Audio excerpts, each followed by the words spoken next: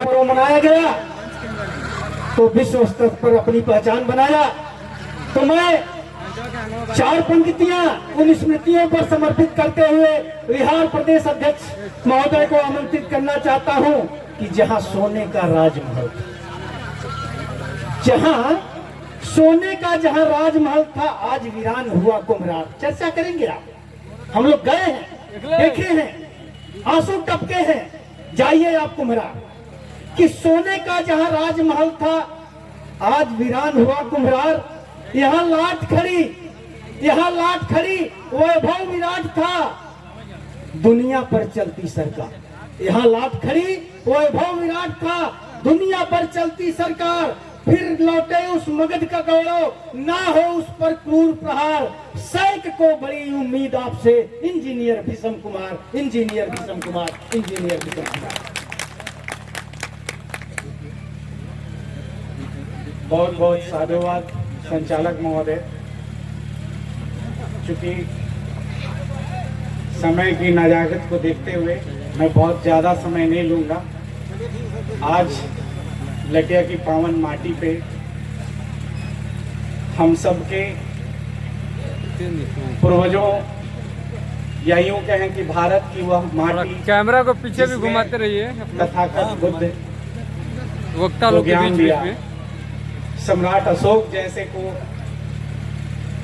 शासन पद्धति दिया, और उस ज्ञान और उस शासन पद्धति को भारत के बाहर, उस समय तो अखंड भारत ही कर सकते हैं, ले जाकर स्थापित करने वाले, और आज उसी को पुनः हमें वापस करने वाले हमारे नेपाल से, जापान से, यूरोप से आने वाले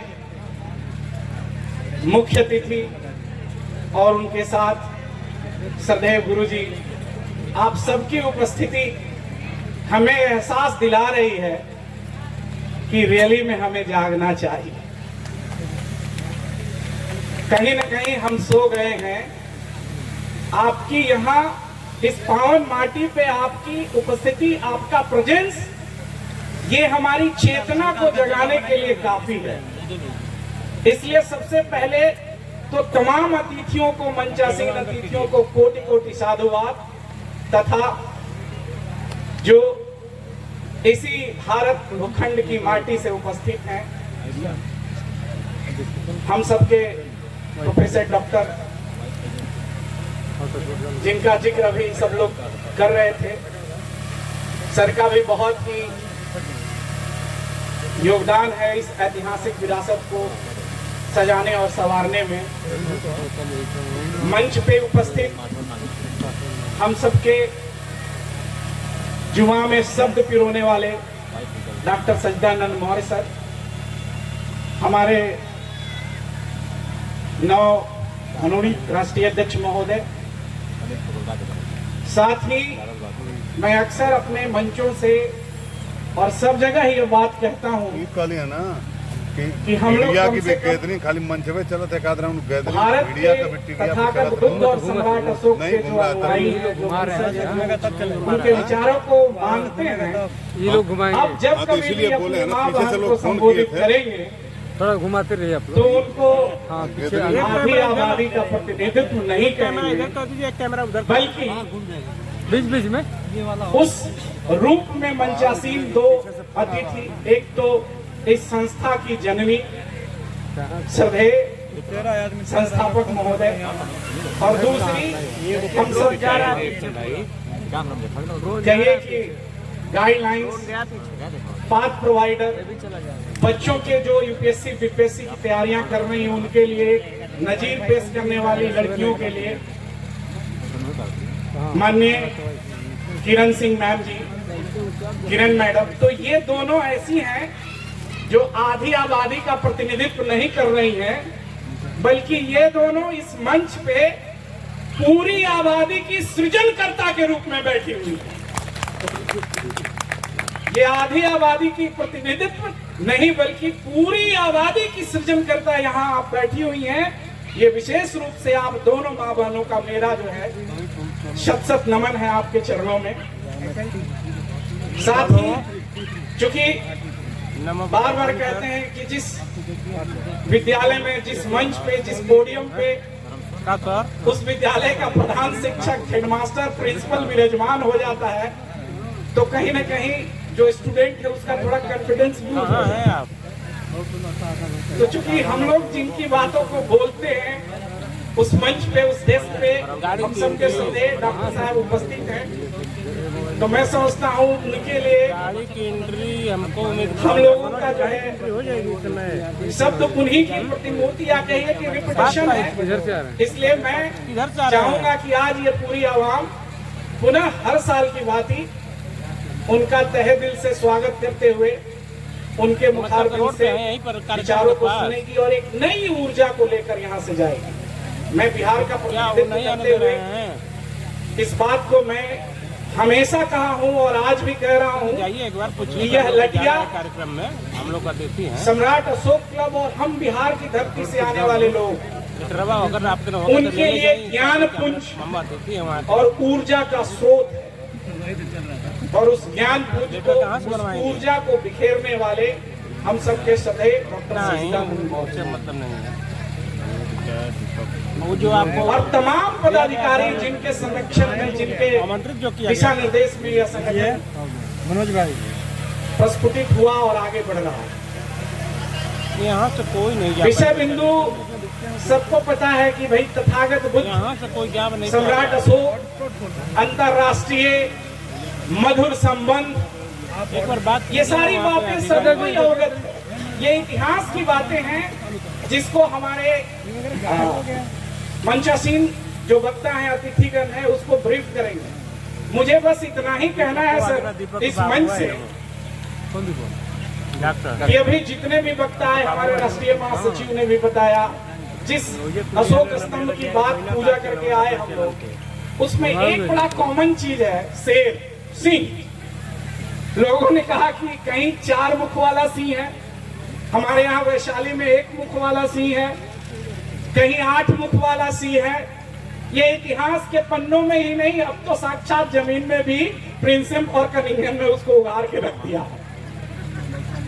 तो मैं उसी सिंह की बात कर रहा हूँ, उसी शेर की बात कर रहा हूँ और उसी शेर को ललकारने की बात अभी हमारे जो है संचालक महोदय कुछ देर पहले कुम्हरार, नालंदा, तेघड़ा, तक्षशिला इन बातों की ओर इंगित करके गए। तो मैं उस इतिहास के पन्ने में न जाते हुए मैं सिर्फ यह बात आपसे जानना चाहता हूं कि कभी आपने एक शेर को, एक सिंह को, जो बहुत ही ताकतवर और बहुत ही शक्तिशाली है, पुराना वाला लगा, उसको क्या आपने आवाज कम भैया आगे, छोटी सी मक्खी या यूं कहें 2-4 मक्खियों की समूह को परेशान करते देखा है? इसमें कितने लोगों ने शेर को मक्खी के द्वारा परेशान होते हुए देखा है? कि अगर शेर है और उसको एक छोटी सी मक्खी परेशान कर रही है, इतनी परेशान कर रही है कि मत पूछिए। देखे कि नहीं देखे भाई? हम लोगों ने देखा है कि गाय है, भैंस है, कोई भी जानवर है या हम भी इंसान अक्सर खाना खाते हैं या कहीं बैठे रहते हैं तो 1-2-4 छोटी मक्खियां कभी इधर भिनभिनाती हैं, कभी इधर, तो हम उसको ऐसे हटाते हैं, ऐसे हटाते हैं।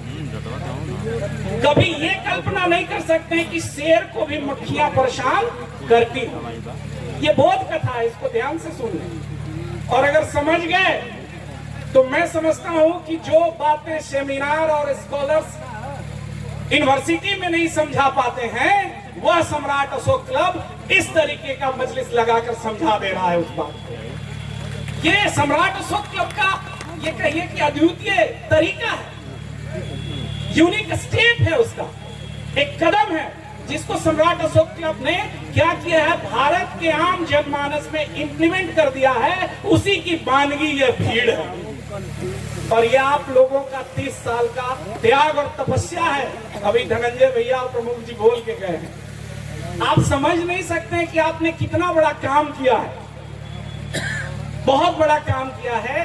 तो मेरी एक छोटी सी आपसे बस यही सवाल थी कि भाई आपने कभी शेर को मक्खियों के द्वारा परेशान होते हुए देखा है?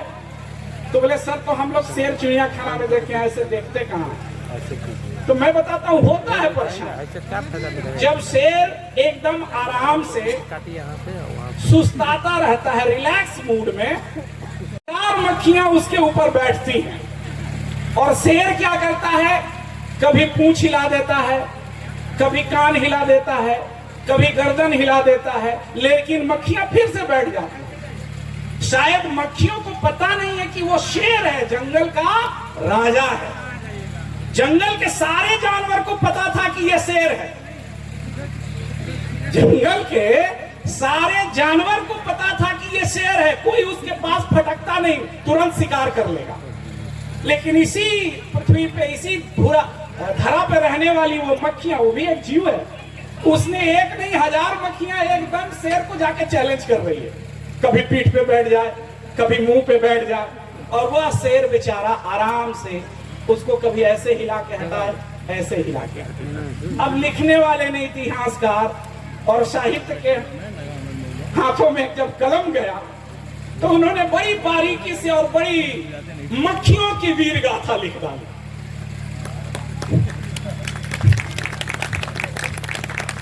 तो भाई ये तो शब्दों का माया जाल है, और ये साहित्यकारों और इतिहासकारों का कलम का कमाल है कि वो अगर लिखना चाहें तो मक्खियों की वीर गाथा लिख दें और कह दें कि मक्खियां शेर को परेशान करके रख दी।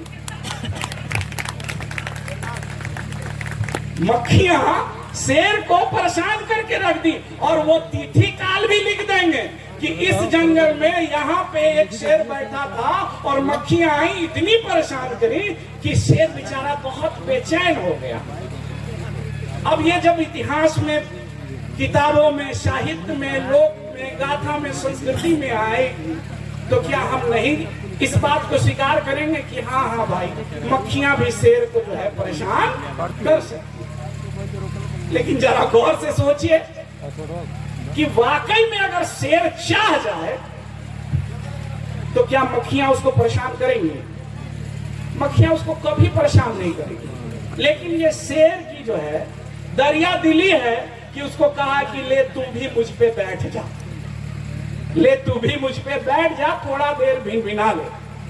तो इसलिए मैं इस विचारधारा, चाहे वो कोई भी संगठन हो, सम्राट अशोक क्लब ही नहीं, हर वो संगठन, हर वो नायक, हर वो महापुरुष जिसने समता मैत्री की बात छेड़ी है, बंधुत्व की बात बढ़ाई है, तो यह हमारा और आपका जिम्मेवारी, रेस्पॉन्सिबिलिटी बनती है कि उस शेर की भांति जो दूसरे विषमतावादी हैं, जो मक्खी के रूप में आकर भिनभिना रहे हैं, उनको कैसे दूर करना। तो वो भी सीख लीजिए कि कैसे दूर करता है शेर। जब वही मक्खियां जो 2 मिनट पहले परेशान कर रही थी, जब शेर उठता है और जब रौब में आता है, दहाड़ता है और शिकार के लिए या किसी काम के लिए जब छलांग लगाता है, तो वही मक्खियां कोसों दूर भाग जाती हैं।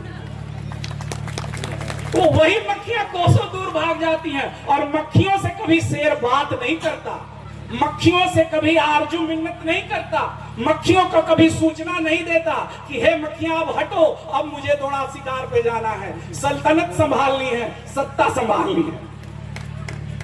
वो कभी नहीं कहता, बस अपना काम करता है।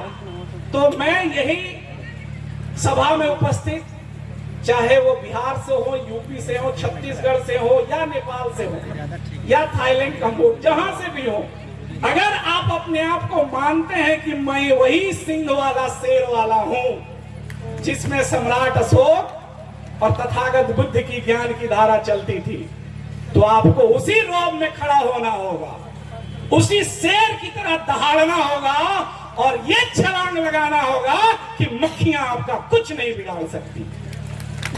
बस इसी निवेदन और रिक्वेस्ट के साथ मैं अपनी बात को खत्म कर रहा हूं कि जिस बात के लिए आपको बार बार हमको आगाह किया जा रहा है, तो मक्खियां जो हैं हमारे घर की परेशानियां हैं, इस सभा में आने के लिए या इस तरीके की किसी भी वैचारिक गोष्ठी में जाने के लिए अगर हम किसी तरीके का एक्सक्यूज और बहाना बनाते हैं तो समझ लीजिए कि मक्खियां आपको घेर रही हैं।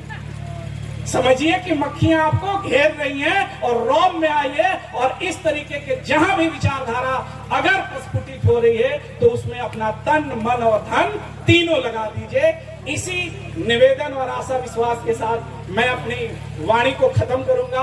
और चूंकि मैंने पहले भी बोला कि आज जो है हम लोग को सुनना है, क्योंकि इस धरती से बाहर के लोग आए हैं और उनको सुनेंगे कि कैसा था हमारा भारत, क्या वाकई में शेर थे, क्या वाकई में सिंह थी, और कैसी थी उनकी गर्जना, ऐसी गर्जना जो सिर्फ क्षमता और बंधुत्व की बात करती थी। इसलिए बहुत ज्यादा न कहते हुए मैं अपनी वाणी को विराम दूंगा और पुनः कहूंगा कि भाई सारे लोग शेर की भांति छलांग लगाने के लिए तैयार हो जाइए और हमारे ट्रेनर के रूप में डॉक्टर सजदानंद मौर्य और तमाम प्रशिक्षक आपके पास आ गए हैं कि कैसे छलांग लगानी है। जी बहुत बहुत साधुवाद।